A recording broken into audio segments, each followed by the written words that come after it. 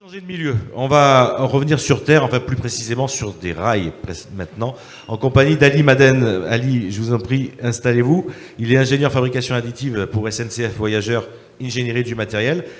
La fabrication additive ne cesse de prendre une place croissante d'une manière générale dans le monde industriel. Et à la SNCF, elle s'est fait sa place et on mise sur la technologie WAM notamment. Vous allez tout nous dire en 10 minutes. Je vais essayer en tout cas. Donc bonjour à toutes et à tous. Aujourd'hui, je vais vous parler d'un cas d'usage ferroviaire de la fabrication additive et plus spécifiquement de la fabrication additive métallique avec le procédé VAM. Donc dans les prochaines 10 minutes, on va voir un petit peu la SNCF. SNCF, on connaît bien, mais pas très bien en fait. Et après, on va voir qu'est-ce que c'est la fabrication additive. Peut-être pour certains d'entre vous, c'est évident. Mais ça serait quand même bien de faire un petit rappel. Et on va parler de ce fameux cas d'usage, pourquoi on a choisi cette pièce, comment ça répondait à nos problématiques de maintenance. Et puis on va voir les détails de fabrication et des essais qu'on a fait pour la validation de cette pièce. Donc SNCF Group, en fait, aujourd'hui est composé de 5 sociétés. Et le plus connu, c'est SNCF Voyageurs qui travaille sur la maintenance et l'exploitation des matériaux roulants. Et dans SNCF Voyageurs, on a le département matériel qui a une compétence unique dans l'ingénierie et la maintenance des matériels roulants. Donc la fabrication additive, c'est quoi? C'est un procédé innovant, on dit, mais le début de fabrication additive, c'est dans les années 80. Donc ça fait quand même déjà 45 ans. Et donc c'est la fabrication d'une pièce 3D couche par couche. Ce qu'il faut retenir, c'est vraiment l'aspect couche par couche et successif. Et pourquoi on est intéressé par la fabrication additive à la SNCF? Parce que la fabrication additive, ça nous permet d'approvisionner des pièces parfois plus rapides, parfois plus simplement. Donc à la SNCF, on a un référentiel de 150 000 pièces et pour une durée de vie de 40 ans pour les trains. Donc 150 000 pièces, disponibilité de 40 ans, ça devient très vite compliqué. Et aujourd'hui, on est avec des professionnels de maintenance, donc je ne vais pas expliquer les détails de cette problématique. Mais en gros, fabrication additive, ça nous permet de trouver les solutions d'approvisionnement plus robustes parfois, surtout pour l'obsolescence. Ça nous arrive souvent d'avoir des fournisseurs qui ont arrêté l'activité. Et par exemple, une entreprise familiale qui travaillait avec la SNCF pendant des années, et maintenant que la nouvelle génération, il ne veut plus faire le business, il préfère être influenceur ou DJ. Ça peut arriver, voilà. Et surtout pour des pièces moulées compliquées, en fait, on peut avoir des délais qui sont hyper longs, et la fabrication additive, ça nous permet de réduire ces délais considérablement. Donc le stock. Et on a aussi la possibilité d'éviter les quantités minimum de commandes dans la fabrication additive en fabriquant à la demande en pièces uniques ou en petites séries.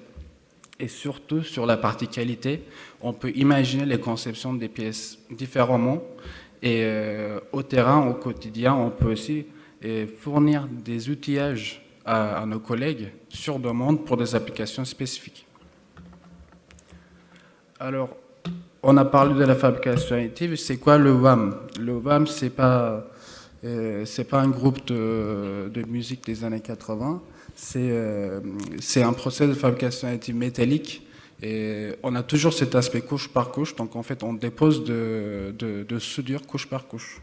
Et le reste, la base, ça reste le soudage. Mais la difficulté, que ça dure pendant des dizaines d'heures et des centaines de couches.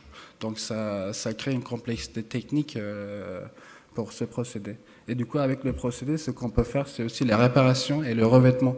Donc on peut venir ajouter des fonctions sur une pièce existante ou réparer en fait une pièce endommagée d'une structure. Et aussi, en théorie, on peut travailler avec tous les matériaux qui sont soudables. Et aujourd'hui, en fait, on est dans un partenariat qui s'appelle Additive for Rail, qui vise à industrialiser les technologies de fabrication additive dans le monde ferroviaire, en fait. Et dans ce projet, pour le côté métallique, on travaille sur le projet VAM et on a une cellule robotisée de fabrication additive à Saintes, en Charente-Maritime, Et ça nous permet de développer ces compétences en interne et surtout d'intégrer un procédé innovant dans un site de maintenance qui est déjà spécialisé dans la fabrication avec les procédés conventionnels, comme usinage, pliage. Donc il ne faut vraiment pas voir les procédés innovants comme un monde à part. Il faut les intégrer surtout parmi les procédés conventionnels qu'on utilise déjà depuis des décennies. Donc pourquoi cette pièce ? On a choisi cette pièce pour ce démonstrateur parce que il y avait une quantité minimum de commandes, alors qu'on a une demande annuelle de cette pièce qui est très très faible. Et on avait un délai d'approvisionnement de 7 mois, ce qui paraît énorme, mais moi j'ai eu des délais d'approvisionnement de 2 années pour des pièces moulées.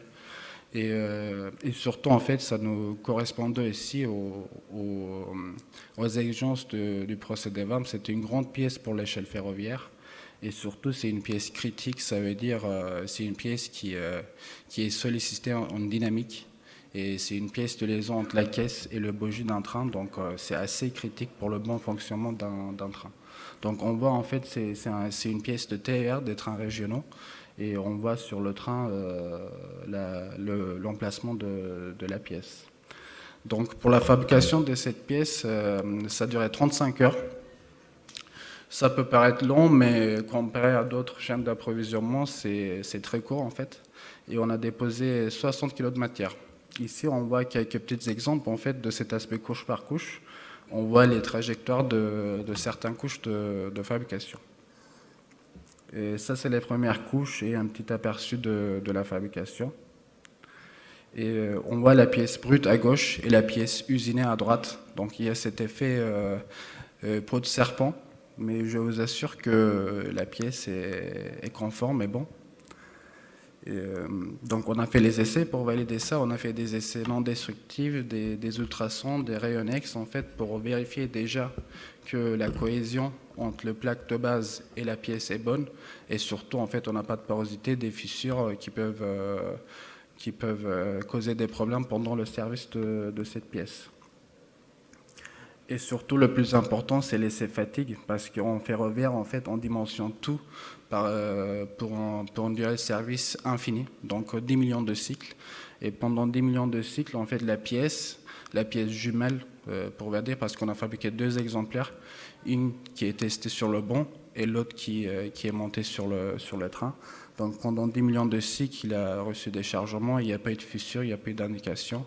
Donc la pièce était validée à l'issue des essais fatigue.